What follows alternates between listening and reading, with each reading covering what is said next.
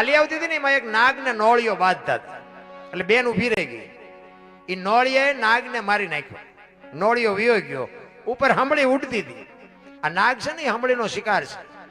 જબાન ઝાક લઈને નાગ માથે પડી અને વચ્ચેથી નાગને પકડી અને ઉડી.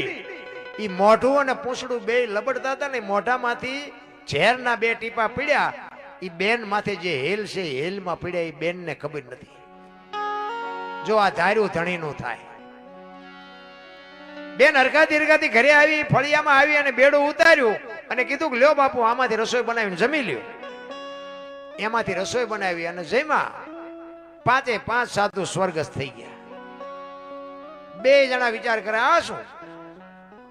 ચોખ્ખું પાણી લઈ આવ્યા, કાચું સીધું આપ્યું, એમની હાથે રસોઈ બનાવીને બન્યું શું? 2 માણા મૂંઝાણા. અહીંયા 2 માણા મૂંઝાણા, સ્વર્ગમાં વિધાતા મૂંઝાણ્યા. લખવું કોના ખાતે?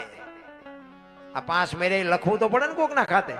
આમાં નોળિયો દોષિત નથી, નાગ દોષિત નથી, હમળી દોષિત નથી, આ 2 માણા દોષિત નથી. ત્યાં લખવું કોના ખાતે? ભોળાનાથમાં વિધાતા જાય છે. પ્રભુ આવો પ્રસંગ બન્યો છે, એવા લખવું ક્યાં? એ કે નોટ ને પેન લઈ લે, હાલ મારી યાર. નોટ ને પેન લઈને આવીને ઈ જ ગામમાં આવ્યા.